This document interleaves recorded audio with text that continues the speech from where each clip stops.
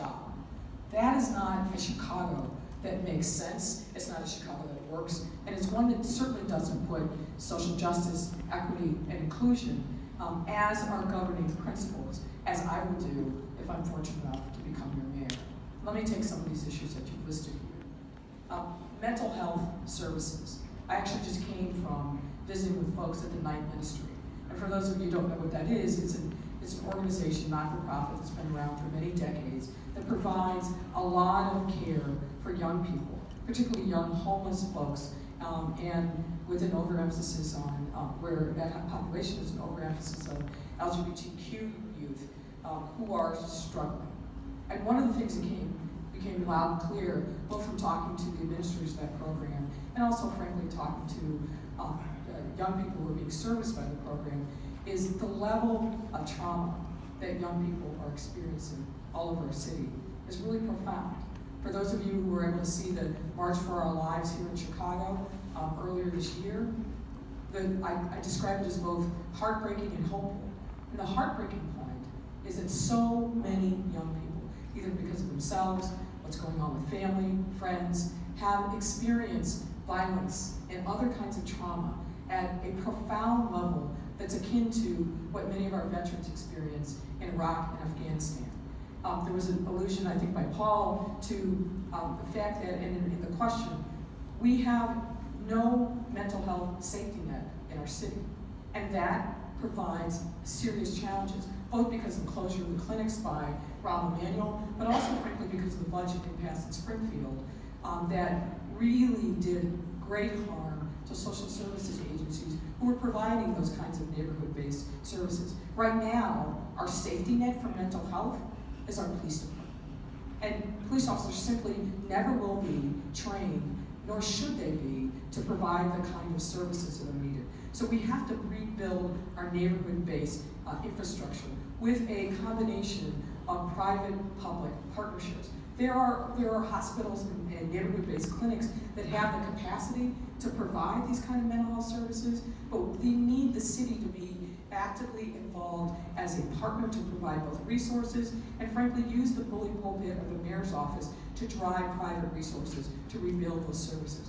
I understand very well that that is a need. That is something that we are very focused on, and we will be rolling out a specific policy along with a larger policy around economic development, but providing mental health services at the neighborhood level all across our city is something that's critically important, and I understand that. Public education funding. One of the big challenges, obviously, that we've had is we haven't had a stable source of income from the state, and Paul's 100% right. Now, we've gotten now a formula that is certainly fairer, but as the city continues to lose population, we are going to see those funds diminish. But having a stable source of income is incredibly important for a number of reasons. The Chicago public school system is always going to have to borrow money. Right now, our credit rating is the worst that it could possibly be. You all know this from your own life experiences. When you got bad credit, it makes it hard to get access to funds, and the funds that you do get, you're going to have to pay a much higher interest rate for. That's exactly the condition that Chicago Public Schools is in right now. And part of the problem is that we have such bad credit rating is because we haven't been able to do long-term planning. The people who set the ratings for governmental entities look for, do you have a long-term plan? Is it more than 3 years? Is it 5 years? Is there a stable economic plan? Is there a vision for how you're going to be delivering core services? Those are things that CPS hasn't been able to do and frankly hasn't done, in part because it hasn't had a stable economic funding. So as mayor, one of the big priorities has to be to fight Springfield to make sure that we get our fair share. And the one issue area that I would differ with Paul about the lack of population, the loss of population in CPS, we have to build up our economic centers in the neighborhoods. We spent a significant amount of time, as I said before, building up the downtown area, which we do a good job of attracting businesses. But we have neighborhood after neighborhood that used to have thriving commercial corridors that are vacant or have small businesses, frankly, that don't hire people in the neighborhood, that don't invest in the neighborhood, and that's a problem. That's why I think the core of an economic development plan has to place emphasis on making sure that we are building up opportunities for small businesses in our neighborhoods. Every small business entrepreneur that I talk to, the big issue that they talk about is lack of access to capital, meaning how do I get the money that I need to bring my idea into reality?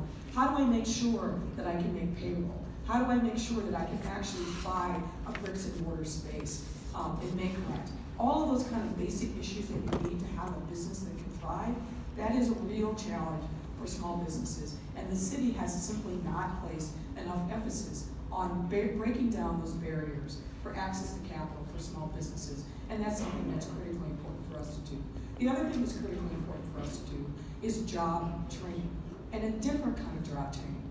We know we have neighborhoods where the unemployment rate is sky high, where the access to good quality local schools is limited at best. People in those neighborhoods can't simply walk into jobs.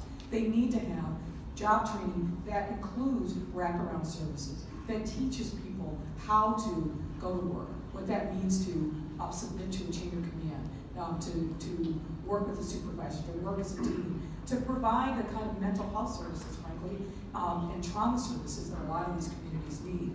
So building a pathway to jobs is just as important as having jobs that are available in that neighborhood. And that is something that the city absolutely has to focus on if we are going to change the dynamic where the drug economy is the largest employer in so many of our neighborhoods. We have to have a comprehensive plan for really uplifting the quality of life in those neighborhoods. Regarding violence, what I would do is refer you to the public safety plan that we released 2 weeks ago. But let me talk to you about it in short strokes. What we are experiencing in our city is a public health crisis. And we have to call it that because it will compel us to look at the root causes of violence. And many of the things that we've been talking about already this morning are driving the violence. And so in order for us to really get at the root causes, we've got to focus like a laser beam on those root causes. One of the things that I propose in our plan is to actually have a mayor's office for public safety, something that's never been done in the city of Chicago before. We have 2 people full-time that are focused on the whole array of public safety, whereas New York has about 50 and LA has about 30 full-time people that are focused on making sure that the city is using all of the levers of government to combat violence, to provide support for victims and witnesses. That's what we need to do here in Chicago. One other thing that I'll say about the violence, the thing that distinguishes us from other cities, like New York, like LA, that combined are going to have a lower homicide rate than what we have here in our city, is guns. The proliferation of illegal guns is literally killing us. And what we have right now is a reactive plan to deal with the gun violence instead of a proactive plan. What I propose in our public safety plan is making sure that our federal partners step up, that the mayor focuses attention to making sure that we have task forces coupled with CPD and our federal partners to look at the sources of guns from Indiana, from Wisconsin, and from the southern states where there's a lot of gun trafficking, to stop the guns before they get onto our streets. Waiting until they're here and then trying to react to that violence, as is the plan right now, clearly isn't working. We're still at historic levels of violence. And finally, on public safety, one of the things that I will make sure that we make a difference in is a homicide clearance rate. In 2017, we had a homicide clearance rate of only 17%. And just to put that in context, in the last 7 years since Rahm Emanuel was sworn in, 23,000 people have been shot in this city. 23,000. And yet we are not solving those crimes.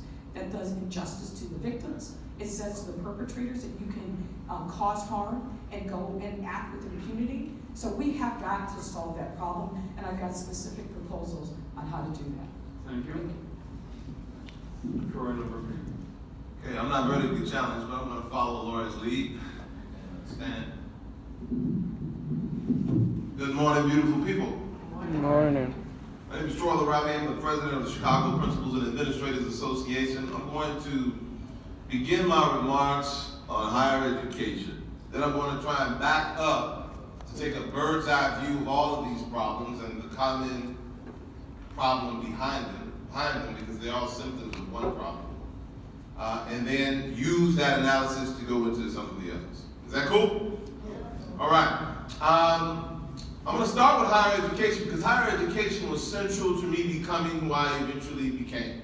I was a Chicago public school student, born into poverty, lived in poverty my entire life, and my mother would send me over to my grandparents' house every weekend, every summer, every Christmas break, every spring break to get me away from the neighborhood I lived in to keep me out of trouble. And I met a girl there when I was 7 years old who became very instrumental in my life.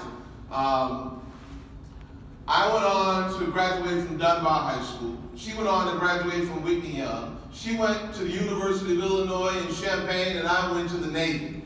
When I got out of the Navy, I got a job as a temporary secretary because I thought I was making $10 an hour living in my grandparents' basement and I thought I was doing okay. She was like, no, you're going to college. And I was like, well, I don't think I can do college. She's like, no, you're going to college. And so she forced me to complete some applications. And thanks to my service in the Navy, I had the GI Bill.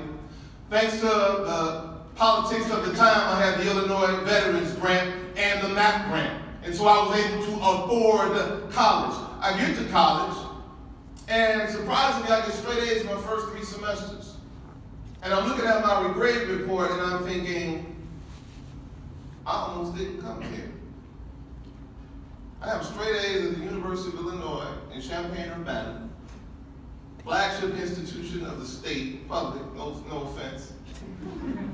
And I almost didn't come here. What gave me such a low assessment of my own academic and intellectual capacity to succeed in higher education?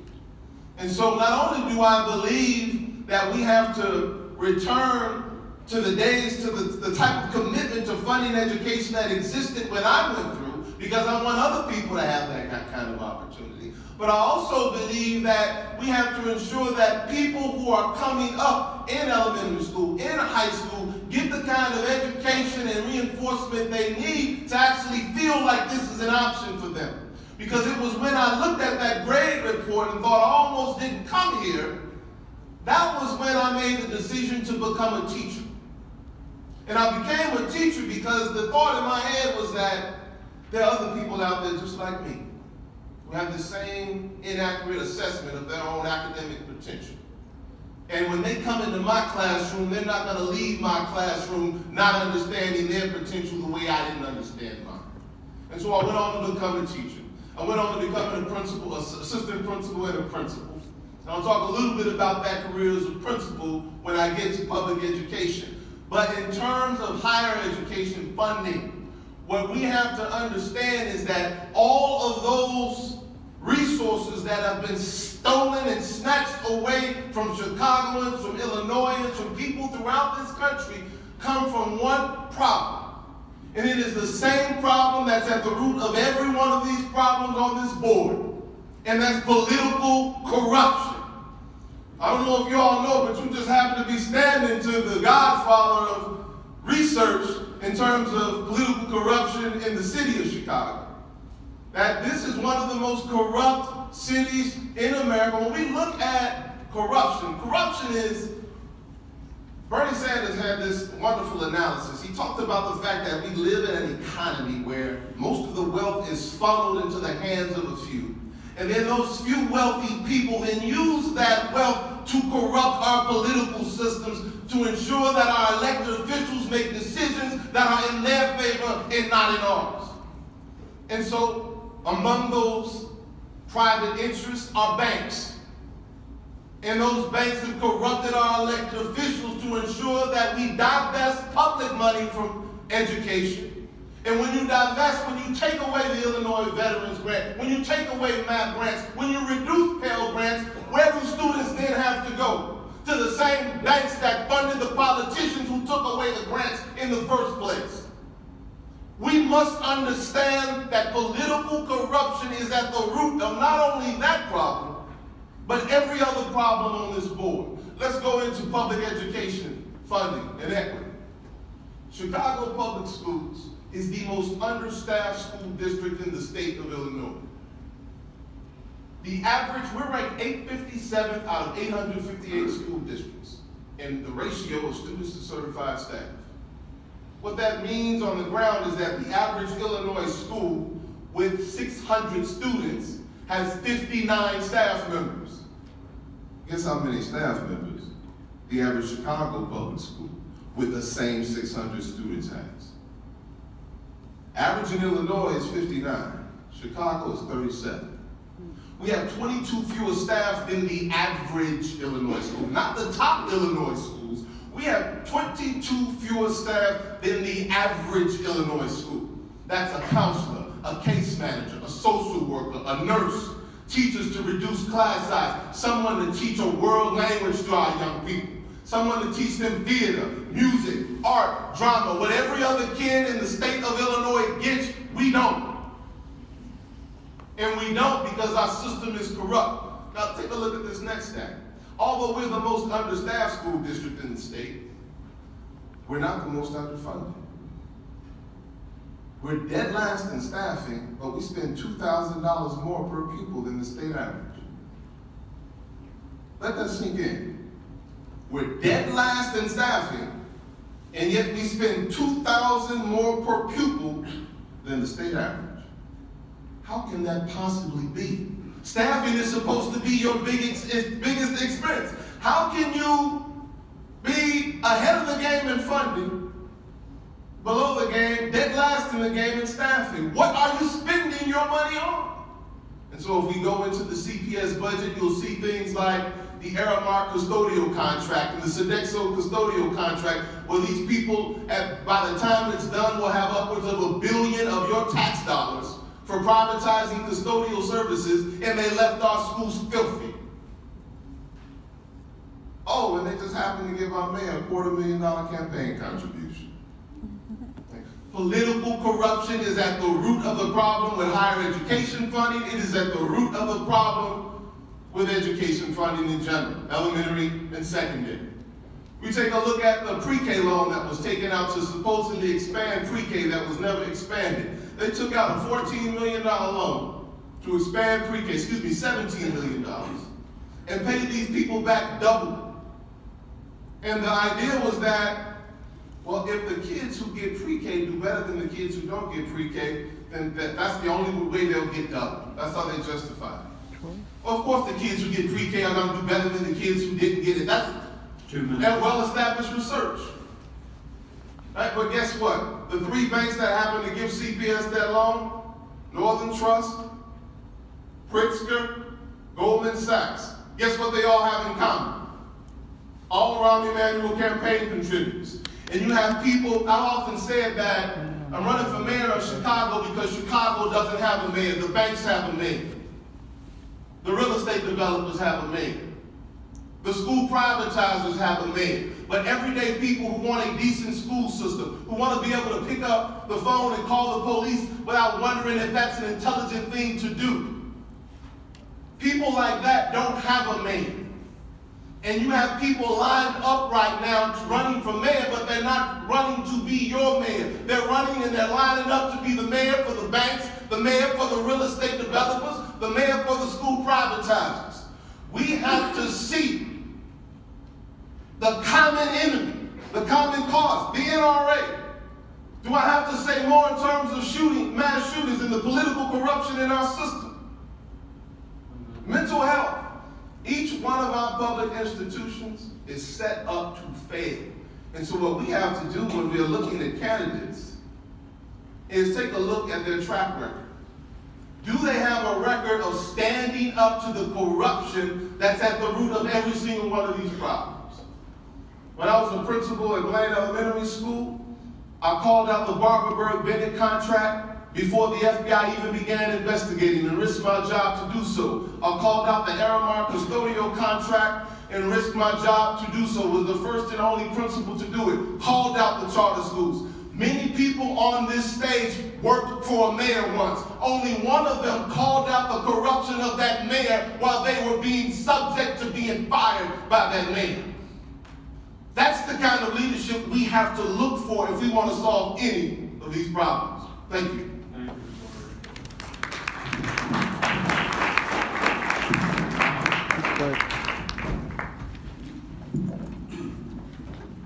All right, y'all still with me out there?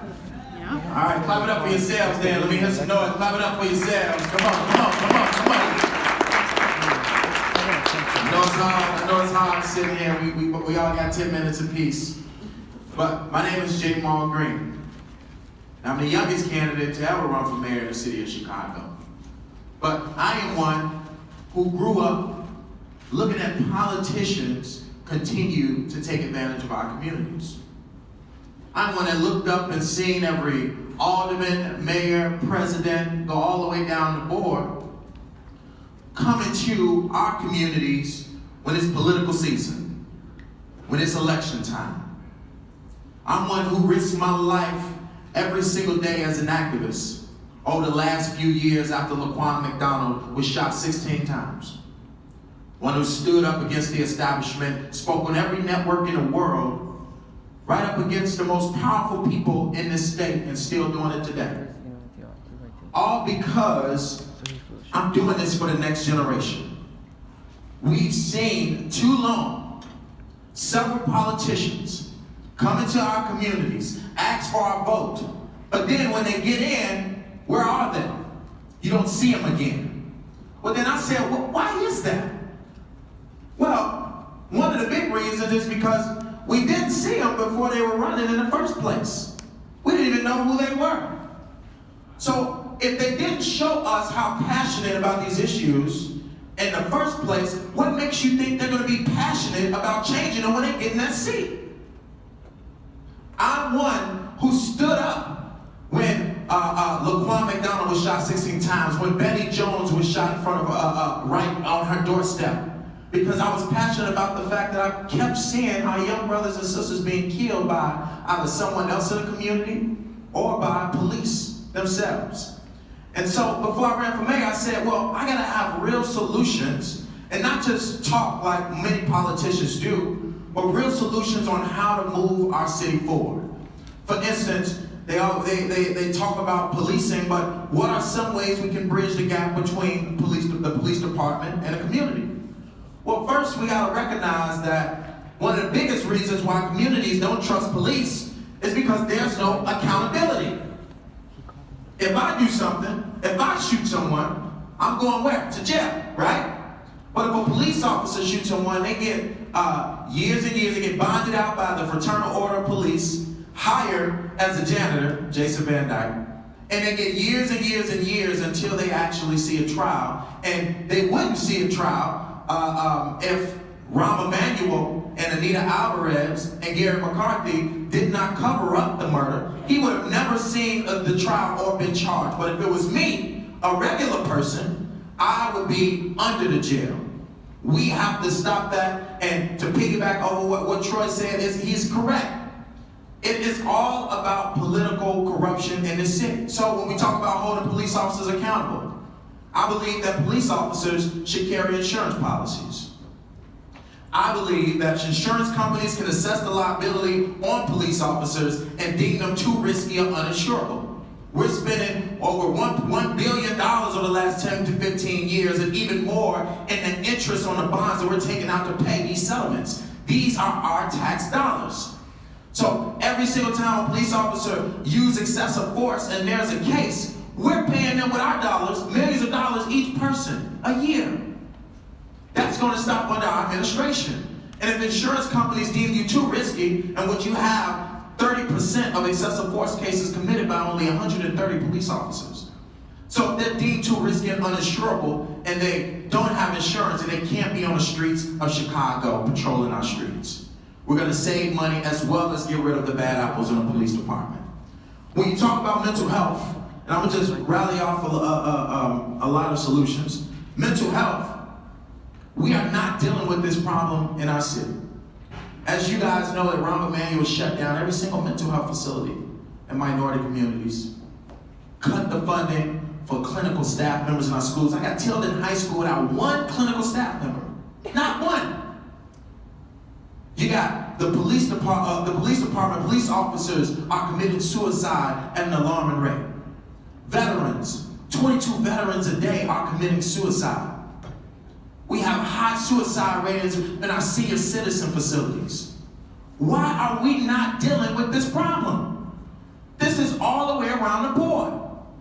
I believe we need to have wellness centers in the city of Chicago, and which is not just psychiatry, but it's yoga, it's boxing, it's massage therapy, it's how to get people well. And I've also released a plan a couple weeks ago to train dogs to be service animals for veterans and those who are disabled. We have to make sure that we're dealing with this problem. We got to make sure that we are prioritizing the best needs of every working person in our city.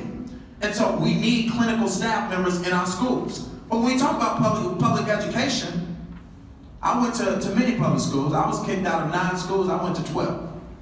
That's the truth. But that's my testimony today. I saw every school that I went to how different it was. Why is that the case?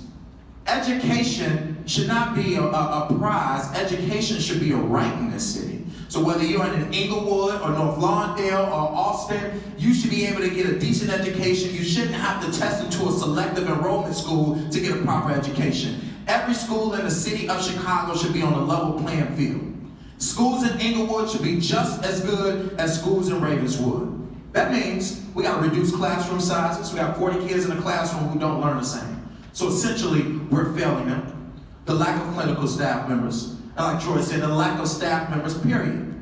We have to make sure that we're properly putting the proper resources and funding into all schools in the city of Chicago. But then make sure that they have a route to success going forward.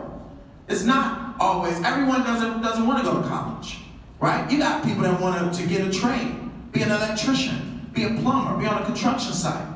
You got those who are like me, who started my first company when I was 15 years old, who want to be the next innovator of tech, or be the next Bill Gates, a billionaire without a high school degree. 2 minutes. So kids coming out, students coming out of high school will be able to go to community college, trade school, and entrepreneurial boot camp at the expense of the city, and all they got to do is community service. And I'm going to end on my last 2 minutes on this. Gun violence in the city of Chicago. Many people that are running for mayor don't understand it because they have never seen it. I've seen it. I've seen people being shot in front of me as a young kid. I looked out my window and seen people shoot at cars like it was Grand Theft Auto. So I understand what it takes to change it. The first place that someone comes out of is a home. And we know we've had a parenting problem in the last generation, so we need programs to figure out how to change that. So we presented a YAS and a GAS program in which if a young person vandalizes city property or commits a nonviolent offense, they'll be eligible for a program instead of being charged. For instance, we will partner with the mentoring organizations around and say, you got to do 6 months in this mentoring organization. Or you got to do a certain number of community service hours instead of just giving them a record and sending them through the system. But when youth accountability services is constantly triggered, then guardian accountability services is triggered. And we would dispatch someone to their home to figure out why this behavior is consistent. If that parent is on drugs, then we would partner with our DCF partners to try to get that parent into rehab. If that parent is just not doing her duties or his or her duties at all, then we would say, well, we want you to do a certain number of community service hours or recommend a parenting class. We need to then do our responsibilities in our community. So make sure that they have a great school in their neighborhood. Make sure they have a wellness center. Make sure that we're creating economic development in these communities because all of our money is going to downtown. All of our TIF money is going downtown. We need to link the development and build and have a capital plan to incentivize corporations to create jobs all around the city of Chicago so we can be a world-class city everywhere. Thank you.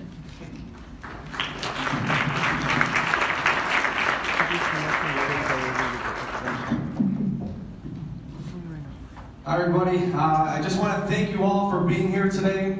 You know, I don't know if we had to be here, but I'm glad that you are here because we are the next generation. We are the people who are told to go on Facebook and say your opinions. We're being told, hey, you guys, if you want a voice, great, go out and vote. But I had enough of that. I think our generation should actually have a seat at the table. I think our generation should be making decisions for our generation, not rely on somebody who's 40 years older than us. Because that's the Chicago we have kept on electing. We've kept on electing machine politicians over and over and over again. But that's on us. because we have allowed it for so long. And I'm tired of that.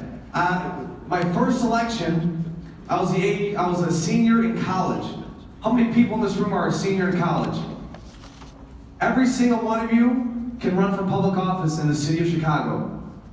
And let me give you a statistic. Nobody under the age of 30 in the history of Chicago has ever made the ballot for mayor of Chicago. All of us up here, we're not official candidates. We've announced our candidacy, but none of us have yet made the ballot. And that's because a lot of people don't get involved. I mean, you have J. Mal Green, this guy, how old, 23? He doesn't have to be up here. 23 years old. He could be, going on Facebook and doing his thing. We could be listening to Taylor Swift telling us to go vote. But no, we're up here. We're representing our whole community. I grew up on the south side of Chicago. I, like many of the candidates up there, I didn't grow up in wealth. I grew up 5 minutes away from the White Sox Park. I went to Chicago Public Schools for grammar school. Then I went to Mount Carmel High School. I had a great opportunity. It was all boys school, but don't judge me for it. Then I went to the University of Chicago, one of the top universities in the world. This is a kid whose parents never went to college, but they were always there for me since day one. There's nurturing at home. That's a big part that we need to do for our generation. Nurture our kids. I think that in being young, I'll be able to relate to our students better, simply because I haven't been 40 or 50 years out like some of the other candidates. I think in growing up on the south side of Chicago and working downtown, realizes two things. One, all the resources that we tend to spend are only staying downtown. They're not going across in our neighborhoods like they should be. Our communities and neighborhoods, this is what makes up Chicago. It's not the developers who are pushing out our many generations. If you look at Pilsen, that's changing. A lot of neighbors are being pushed out. That's a neighborhood I grew up right next to.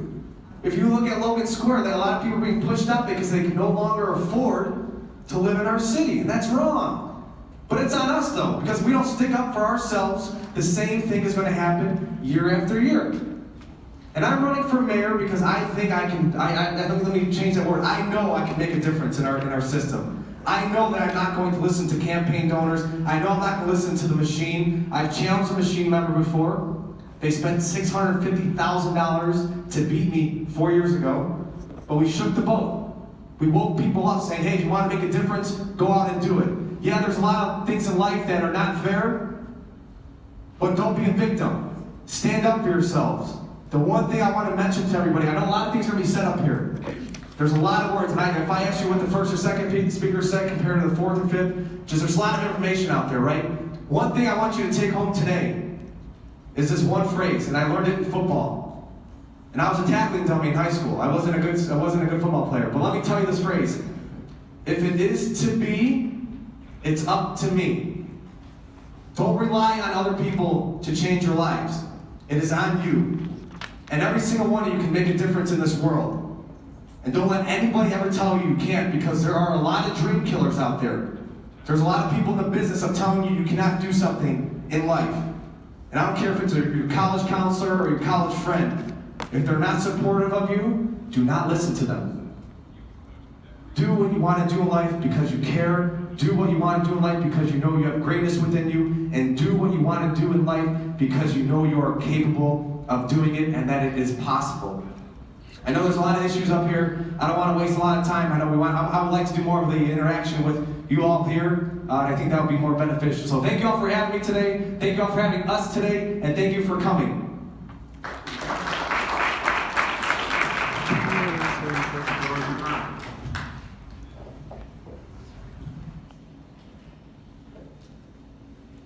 Thank you. And good morning to you. Good to see all of you here today, and I'm so happy to see your professor, who is an icon in the city of Chicago as well. I made the decision to run for mayor of the city of Chicago in my heart about a year ago. And I announced on April 22nd. But I made the decision to run for mayor of the city of Chicago because I feel that I have the background, the experience, and the heart to be the mayor of the city of Chicago. The background and experience, those are great, but I believe that we need a mayor that has the heart to be the mayor of the city of Chicago. And what I mean by that, someone that cares about you, someone that wants to do what's fair and just and equitable for every citizen of the city of Chicago. I have the heart, the guts, and the courage to be the mayor of the city of Chicago. Now, yes, I'm an attorney, and the city council is a legal lawmaking body. I did not even decide to run for public office until I took an extra 3.5 years to become an attorney. And then I'm a certified public accountant, and I hold a master's degree in business administration and finance. So I have the financial acumen to stabilize the finances of this city. So that's my background from an academic standpoint. From an experience standpoint, I have run the second largest court system in the country, and maybe even the world, for the last 18 years. It's a $100 million business. And it has all the aspects, the same aspects that you have at the city of Chicago. And it's probably an even more difficult job than the city of Chicago. I have organizations and places throughout the county, almost 2 million new cases, hearings, etc. All of these employees that I've managed on a day-to-day basis. And I've done that successfully. And then I was the general auditor, as she indicated, for the Chicago Transit Authority, making sure that every bus, every train, every tool, all of that inventory, those billions of dollars in assets, were properly controlled. And the billions of dollars of revenue that's collected. And so the mayor actually is an administrator as well, so I have the experience. And then, by the way, I was one of 2 people that managed the audit as an outside auditor of the city of Chicago for several years. So I've had a look at and audited the finances of the city of Chicago. But I have the heart because you know what? I came from a set of poor and uneducated parents. I wasn't born with a silver spoon in my mouth. My mother got up to the 6th grade and my dad the 9th grade. My mother was a cook and a domestic worker, which means that she worked at a little cafe in the morning, and in the evenings, and she went to someone else's house, made sure that their children were off the school bus, fed, and put to bed while her 8 children took care of themselves. My father was a laundry worker and a cotton farmer, which means that he washed other people's clothes, and in the evenings, on the weekends, he went to his little family farm, and he plowed the fields. He plowed behind a mule, not with a tractor. Then he took me and my 7 siblings to those cotton fields to chop cotton in the spring and pick cotton in the fall. And I remember standing at the beginning of one of those cotton rows and saying, you know what, I'm going to college, and I'm going to make something of myself. But it taught me the value of hard work, and it helped me to respect the least to the greatest. And while I was in college, I worked in a factory right here in Niles, Illinois, putting up parts on a paint line, sitting next to people that I realized that all that they were ever going to do in life was do that because they were adults taking care of their children already. And I said then I was going to college and I was going to make something of myself. While in college, I wound up being a part of a student protest. We were about the issues even then, Professor. And we wanted more funding for our school. And wound up in the middle of a situation where the National Guard was shooting tear gas into a building that I had just run into. And I had to lead some girls out of that building. And as we came out of that building, and the National Guard trained their rifles on us, telling us to move out, move out, move out. The young lady next to me decided she was going to bristle, and I took her arm and I said, not today, because I was leading them. I was 19 years old and I had the presence of mind to lead them. And when we got to the front of the building, we looked over and realized that 2 of our students were already dead, killed by the National Guard. But that fueled me to fight for the rights of people. They sent us home for 5 months, but I went back to that college. And yes, students, I graduated #1 in accounting business, #1 in Department of Accounting, #4 in the entire university, but no major accounting firm would give me a job offer. What happens when #1 is not good enough? That's going to be the title of my book. Do you go over to the corner and give up? Or do you come to a city like Chicago, knock the walls out and become? No, don't know anyone, not be anyone that anybody sent, and knock the walls out and become the first African American in the history of Cook County to be the clerk of the largest court system in the world. That's what you do. And so I've worked hard over the years, making sure that people are helped. When I say heart, I've demonstrated that I have the heart for people. That I have the heart. I think many of you probably heard about the expungement program that I've done since I've been in the office. But I have a mortgage foreclosure program helping individuals have a place where people can find out if they have unclaimed child support checks. What I have done in my office, I didn't just sit between those four walls.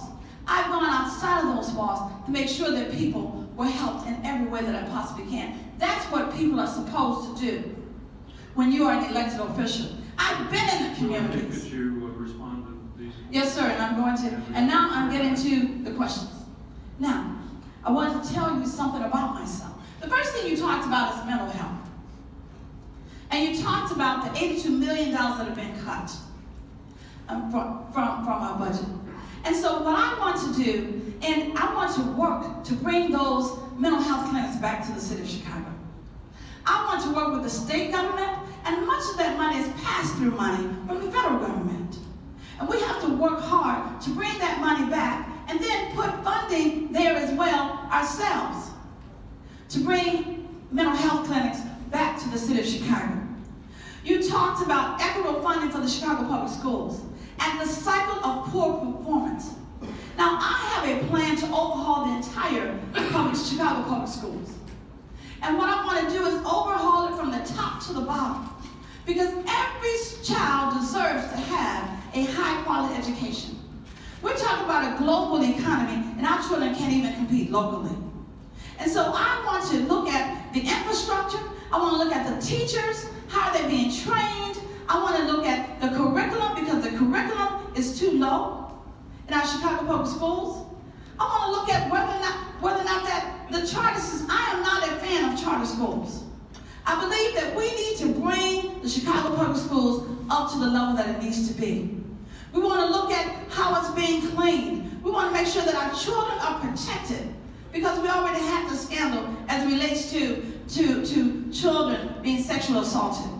And then the funding formula, we want to make sure that it is fair and equitable throughout the entire city of Chicago for all of the Chicago Public Schools. 2 minutes. You asked about the gun violence. I want to overhaul the Chicago Police Department. Now, I have a plan for criminal and social justice reform. Now, I added social in there because there needs to be justice. There needs to be fairness in the way we meet our justice. So I want to look at first of all, criminal misconduct. We're talking about gun violence. Yes, we need common sense gun control. But guns don't kill people, people do. So in order to bring down the gun violence, bring down the crime, we need to first properly educate our children, give them alternatives to crime. We need to bring up the economic development. I issued my comprehensive economic and community development plan on yesterday to actually create jobs in our community, to help stabilize these communities. There are neglected communities within the city of Chicago that we have just simply let go. And I was on the west side. I announced on the west side in one of the most neglected communities, West Garfield. I want to ensure that there is a fair and equitable economic development plan for every area of the city of Chicago. And so I'm breaking it up into 8 planning districts, and we're going to have input from the community and have a team to develop a plan for making sure that we have fair and equitable economic development throughout the entire city of Chicago, which will also bring jobs, which will reduce the gun violence and the crime in our city. And then for police misconduct, I want to ensure that we are implementing the consent decree. Now, I wouldn't wait for the federal courts to say what we need to do. Even Jeff Sessions, our U.S. Attorney, has already said, the president has already told him to fight the consent decree. I would implement a consent decree, community policing. You asked about that. Community policing, accountability, excessive force, training the police officers, looking at their mental health. Thank you. Thank you. Students, if Thank you. Thank you. There are mics on each side of the room. If any of you would like to ask questions of the candidates, please go to the mic so you can be heard. But go ahead and ask your question.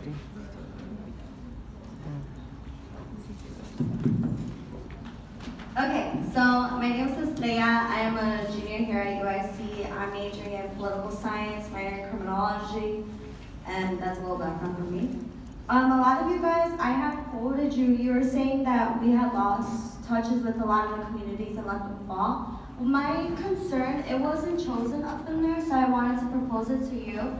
It's my concern about overpopulation. What I saw as a pattern with all the things that you were discussing on the panel was that the problem of funding. And I don't know about if you guys are aware of the history of overpopulation. It's been happening for decades. And at first it was brought up as a pipeline to kind of like target smaller communities and poorer communities in order to make free labor and use that money for federal use. And now it's only become a problem that Keep your people question brief so they can. yeah. Okay, so it's only become a problem for people now because it's now affecting the funding and now they want to like kind of dismantle overpopulation. So is there anything you think that would address that situation? What you think, like any problems to kind of resolve the overpopulation within jails and prisons and the privatizing of it? So overpopulation in jails and prisons.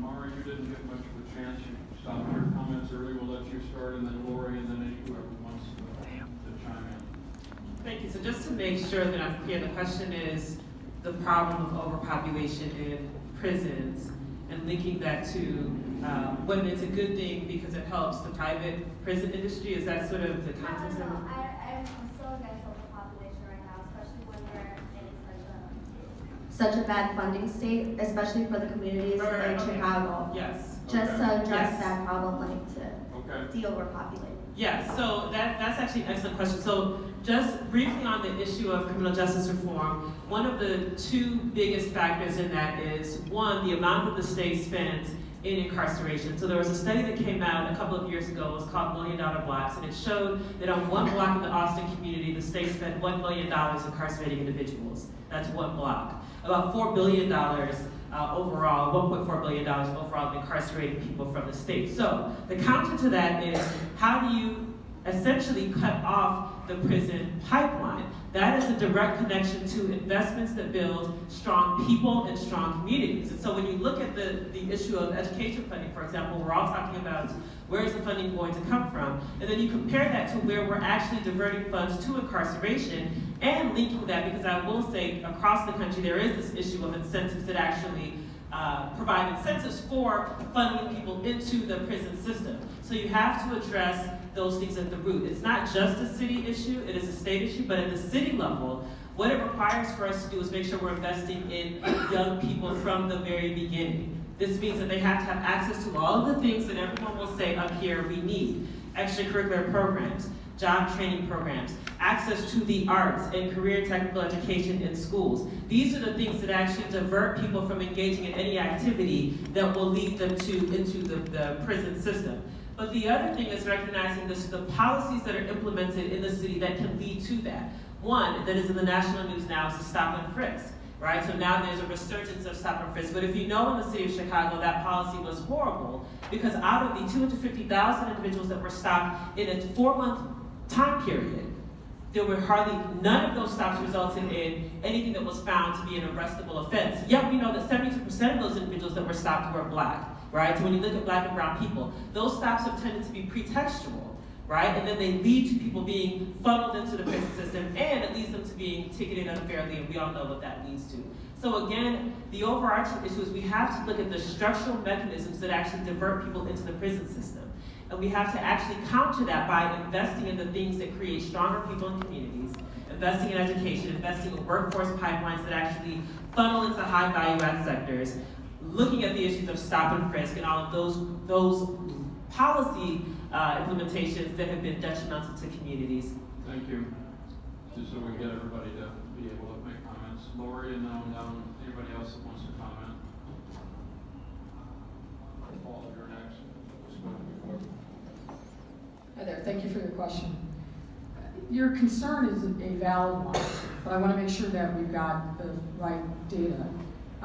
Actually, Cook County jails population has actually been going down. It was for years routinely in excess of 10,000 people a day, but more recently it's gone down to as low as 7 and or 6,500. That's as a result of, frankly, the focus on the concern about mass incarceration, overpopulation in the jails. But there's been a concerted effort in recent years on the part of a lot of different factors to make sure that jail population goes down. The continuing problem in Cook County is that we're incarcerating people who should never be in jail. We're arresting people for petty offenses, we're giving them monetary bonds that they can't pay. That's why I have been joined with a lot of different organizations, Chicago Council of Lawyers, Chicago Appleseed, and more recently, Cook County State's Attorney Kim Fox and others have really been focused on eliminating cash bail, because what we turn Cook County into is a debtor's prison, and that's a problem. All the other things that we've talked about the need to really uplift the quality of life in neighborhoods and give people an opportunity to participate in the legitimate economy, those things will absolutely help. But until we get that plan in place and we really start to see it bear fruit, we've got to continue to force our elected officials at the state level and also at the local level to make sure that we are not, and particularly the judges, and we have an opportunity to vote on retention of judges in November, but we have to eliminate cash bond because it falls disproportionately on people who are least able to afford it, which is low-income folks, people who are suffering from mental health crisis. If it's a $1,000 bond, you've got to pay 10% of that. If you don't have $100, it might as well be $1 billion. It makes no sense. We've got to force judges to focus on whether people are truly a flight risk or a threat to community. And if that's not so, they shouldn't be incarcerated. We should be diverting them to alternative programs. And there's a lot of conversation around that, which I support. But that's one of, I think, the biggest things that we can focus on in terms of criminal justice reform. Thank you, Paul. Yeah, let me preface my remarks by saying there's no substitution for creating conditions that reduce the number of individuals who end up in the criminal justice system. And I'll take issue with Lori coming up with a plan to invest $10 billion on the west side and the south side. It's not ignoring the neighborhoods. It's actually coming out with great specificity on a way to infuse capital into those communities that have been long neglected. What's really going to be important in this campaign is that you ask a question and you get a specific answer. It's really going to be important. And you're going to be able to do that on your own by going on websites. Let me speak to this issue of incarceration. And I agree with Lori, the numbers are going down. I worked for a year and a half for at the time, Deputy Attorney General Sally Yates, visiting 22 separate prisons across the country, looking at the issue of alternatives to incarceration, particularly adult education and occupational training alternatives. Because we can talk about the numbers going down. In fact, the numbers are going down in many states, in many prisons. But the question is, are we training those individuals so that they can function in today's economy and not be incarcerated again? I saw a statistic the other day, and I don't know how valid it is. It says that sometimes it'll take someone 4, 5, or 6 times being arrested before that individual is finally incarcerated. So that means there's been 4 or 5 occasions where we could have done something to keep them from having recidivism on the front end. So one of the things that emerged from the proposal, and I circulated this proposal to everybody. I gave a copy to Lori. This was a year and a half ago, before I even contemplated running for governor. I mean running for mayor. I gave it to the mayor's office. I met with Judge Evans on a number of occasions, Tony Parker, whatever. But the objective was to create a mechanism so that when someone, and I'm speaking to the issue of someone entering the criminal justice system, when someone was arrested or someone went before the state's attorney or public defender, you would be able to assess and evaluate what that individual's needs were. And then you would be able to determine the appropriate adult ed and occupational training services that individual would need, along with the wraparound services. Because there are programs and initiatives out there. There's just no effort to coordinate them. And sometimes they're not part of the pay-to-play culture, which means they're never funded. So the idea here was to transform the justice system into a vehicle for in effect addressing the needs in the first place.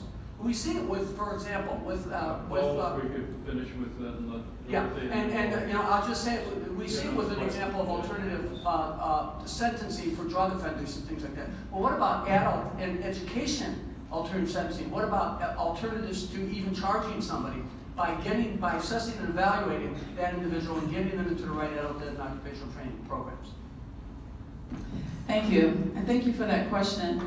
I have actually been a part of the bail reform effort for the last 5 years. I've been working with the state's attorney, the chief judge, the board president, etc., and working on bail reform. And we have been able to actually reduce the Cook County jail population significantly, which also plays into the Illinois Department of Corrections. But even before we started that, I had put in place, going to Springfield, and was able to get a law passed to ensure that individuals that were already in jail and needed to be able to pay their bail, but only had a credit card. And it was something as simple as that. We were able to get the law passed so that they could actually use the credit card. We actually were able to get the jail population down probably about 3,000 people just doing that initiative and helping people. But my criminal and social justice reform position actually will include reforming the police department all the way to the Illinois Department of Correction. I think that in order to actually reduce the jail population or reduce the prison population, we have to take a look at the police officers that are arresting them, make sure they're properly trained, look at the implicit bias. Why are they arresting certain people and not others? But we can't just, and I've said this to my stakeholders, my public safety stakeholders, we can't just look at our part of the system and to determine how can we reduce the people in jail or look at the bail. We have to look at the individuals that are arresting, but we also have to look at the judiciary. Why are some individuals getting higher sentencing than others, and they basically are doing the same thing? The state's attorney, there is a bias between the state's attorney's office and the public defender's office because the state's attorney has almost double the number of employees or attorneys as a public defender, and they're to defend people, and the budget actually gives them less people, and they have the same clients. They have the same cases. And so we want to, thank you, we want to do an entire overhaul of the entire public safety system. Thank you. Take the question from over on this side, and then we'll prioritize those that didn't get to answer the last one. Yes, go ahead. Hi. Make the question short. Yeah. Hi, my name is Zach. I'm a political science major on the pre-med track. So I guess my question kind of centers around this kind of forum is geared towards giving big solutions to bigger problems. And I think, Mr. Green, you kind of spoke a little bit to this, and this is kind of where my question's stemming off. It's twofold. First, what programs can you specifically stand behind? And if you don't know those programs, do you have the humility to express that you maybe need to explore more of those programs in regards to building partner capabilities between police and local communities? The second part of that question is, we talk about mental health in a bigger sense, that mental health... Let's just take the one so we get time for more. It'll be really, really short. No, just Okay, the one that's you fine. already asked. All right, thank you for asking that question. I was also pre-med in political science back in 2011. Choose the medical route. But no, so I have a specific plan in place. Right now there's tensions going on between the community and the police department. And my specific solution, in order to police in that district, 60% of the police have to live in that district. And what that means, if I am a police officer in that district living there, I'm growing my family there. I'm investing in the neighborhoods. I know the neighborhoods, I know the blocks, I know the neighbors. And when you're doing that, you're then creating less tension, and you're creating more of community input, and you're creating more of a community relation building. I just want to use 2 seconds of my time, actually probably 10 seconds. Yeah, really quick. To run for the mayor of Chicago, you need 12,500 signatures. All of us up here need 12,500 signatures. In New York, you need 3,700. And in LA, you only need 1,000. And as somebody up here, I want to make sure we educate everybody on what the voting system is in Chicago. They try to control who can run for mayor. So make sure you get involved. Who in here is registered to vote in the city of Chicago? Perfect. And who in here has signed a petition to get us on the ballot? Any one of us? Perfect. My dad is in the left corner. He has my petitions. Afterwards, I want to give myself a plug, but make sure you sign somebody's petition, guys. It's really important. Thank you.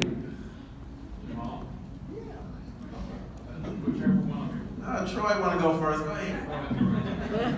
We got to be fast because we're running out of time. So I think the question with all due respect, misses a point. If you have a government that is racist and corrupt, we have to understand that policing is an extension of government.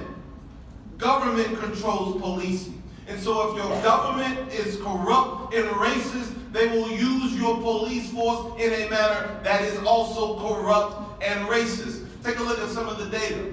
Let's talk about something small. Now, let's not even look at the Department of Justice report. Let's look at bicycling tickets.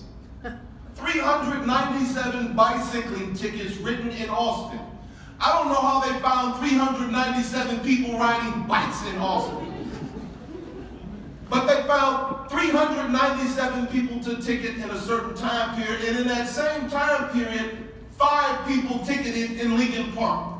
Now, I've ridden my bike in Lincoln Park, and I know people run through red lights like they do anywhere else, and yet you have 397 tickets written in a community where you hardly see any bicycling, and you have 5 bicycling tickets written where you see bikes all the time. Individual police officers, that's not a decision or stat created by individual decisions by police officers. That's a strategy from the government that's giving them their assignments. And they give the same kind of assignments with ticketing, red lights, you name it. DUI stops, sobriety checks. You see the same kind of racist discrimination because we are subject to a corrupt and racist government. There's no program that will get rid of that outside of us becoming organized people and taking our government back.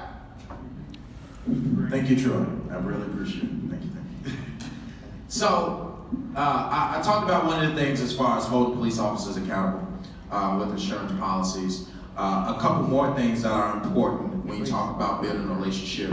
One of the things is police officers coming out of the police academy should have to do a certain number of community service hours in the district that they're assigned to, right? Before they start patrolling that district, to understand the stakeholders, to talk to, go to the pastors in the community, faith community, the schools, to really get a feel for who is in that community. But it is important that we change the culture.